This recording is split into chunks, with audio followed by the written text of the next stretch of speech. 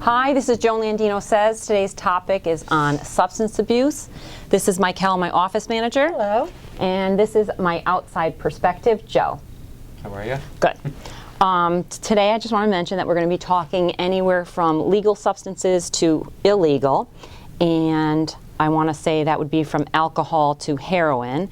And I want to let people know that, well, I'm going to ask a question.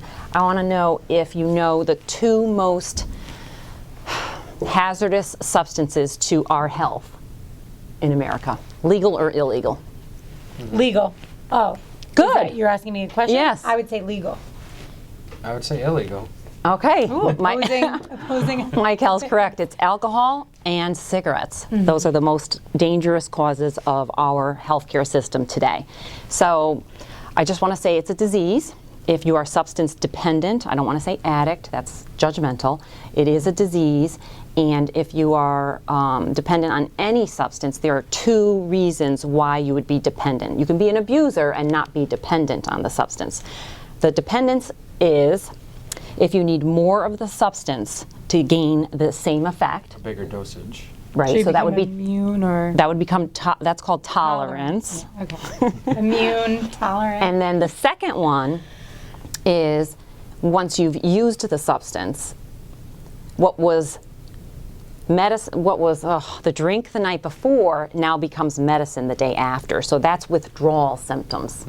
The two most dangerous withdrawals are alcohol and I want to call them benzodiazepines. I don't like her when she uses those kind of words because not everyone knows what a benzo is. So can you elaborate on that? Anti-anxieties. Example. Ativan, Xanax, Klonopin, Valium, Transine. Just for the people out there that don't know. And those you should get medical supervision in order to detox. You don't just stop that.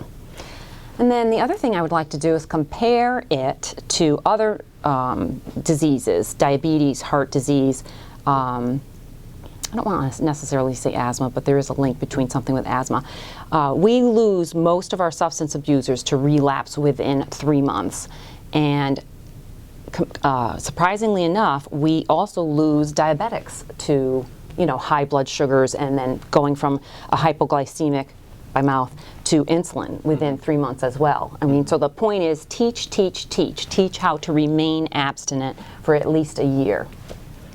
And unfortunately in this country, we went from really good care, again, I've said this in other videos, where you would first be detoxed and then you would go for 3 more months to a facility where you would learn coping skills, have groups, and learn how to get back on your feet. Whereas now it's, again, the 5 to 10 day rotating period and you're out. You can go right around the corner in New Haven anyway and then rebuy. Yep. Well, I have a question about what you just said about, more so about insurances covering it and not covering, as you say, they go away, the norm is, or what did you say about 5 to 10 days? Detox is 5 to 10 days, yeah. And then they should go to somewhere afterwards for 3 to 5 months to deal with the coping and everything after the drug. But it's like Americans now, or whatever, are finding it harder that most insurances aren't covering the 3 to 5 months as opposed to covering the 5 days of actual detox. Right, and then that's recent though. See, in the 80s they did cover it. Which was no problem. What was even more interesting in the 80s and 90s and early 2000 was heroin detox was covered immediately. As soon as somebody came in, it was heroin, I would call the insurance company, they would say that, and they would immediately let that person in. When somebody came in from alcohol, which you could die from that detox and withdrawal, they would actually grill me for their vital signs and whether or not they actually needed it, how long have they been drinking. And you had to fight for them to come in when that's the more dangerous detox. Yeah.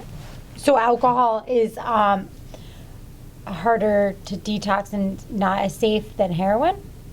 Heroin's probably really uncomfortable. Yeah, painful or whatever. I mean, I've seen alcohol detox be extremely uncomfortable, but they do get help. Yeah. With heroin now, the alcohol one could be dangerous, where the heroin one isn't so dangerous. it's not as dangerous unless you have an underlying medical cause already, because it is such a stressful detox that you could have a heart attack.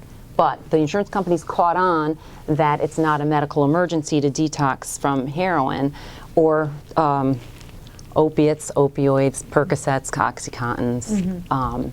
Darvocet.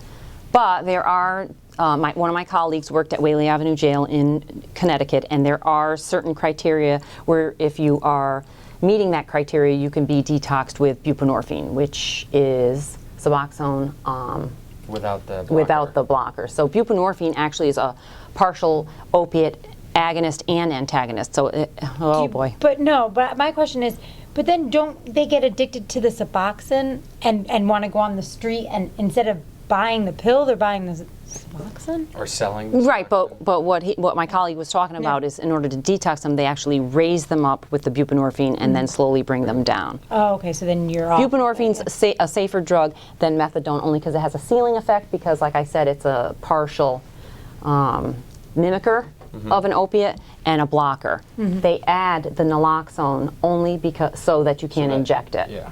It would or render sniff it. Anything, if you try and take an opiate with the blocker, you're not going to feel the same effect. But I have clients that say you can snort your bupe and you still get high. Which is the Suboxone? Yeah.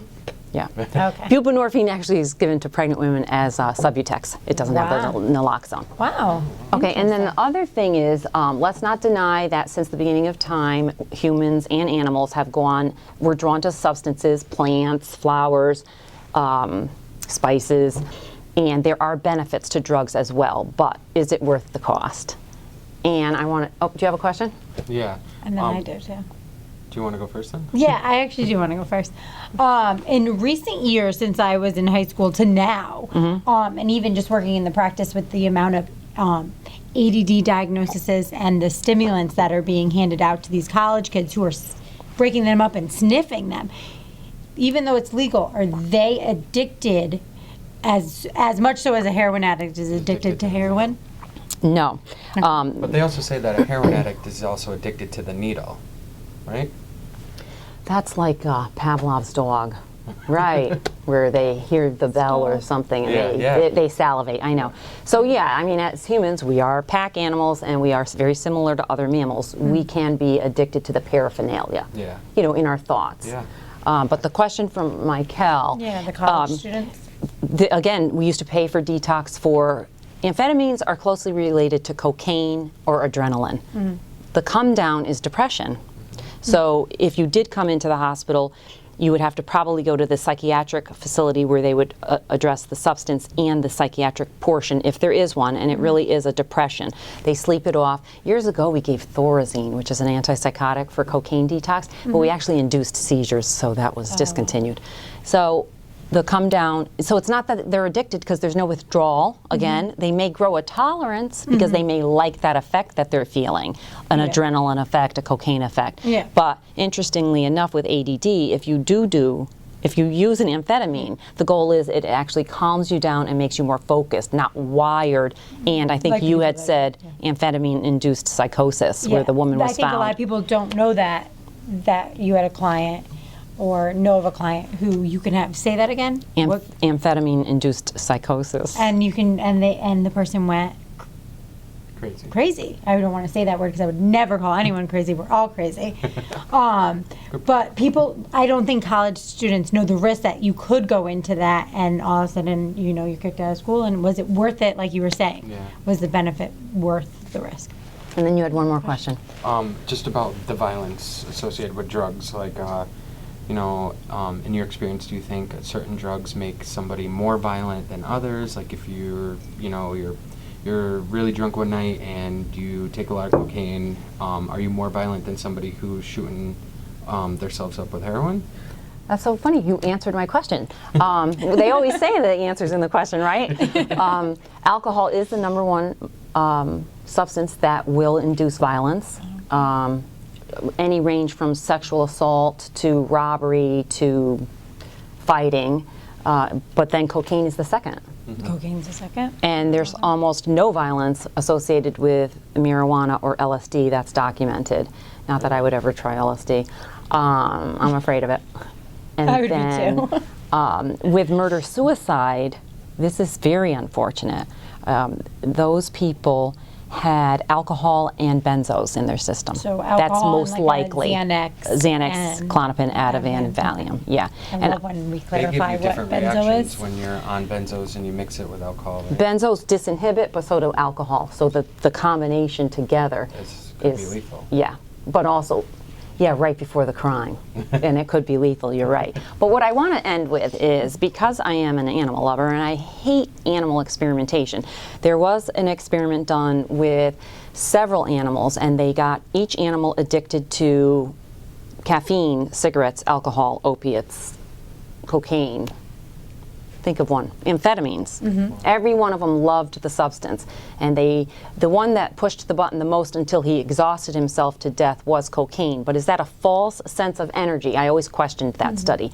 The interesting part of the study is when they were done, they opened up the cage doors and allowed the substances to continue to flow, or when they pumped, they were allowed the substance. Every single animal across the board chose freedom and withdrawal symptoms or depression. Wow. Than over being the top. caged. So, you know, I think today that people, when they deserve help when you're addicted to a substance or you're abusing a substance and you may have an underlying cause. I think that sometimes you feel trapped and you don't know how to get yourself freed from that substance. So you deserve help. And if you have any questions, please don't hesitate to ask. Joan Landino Says. Thanks a lot.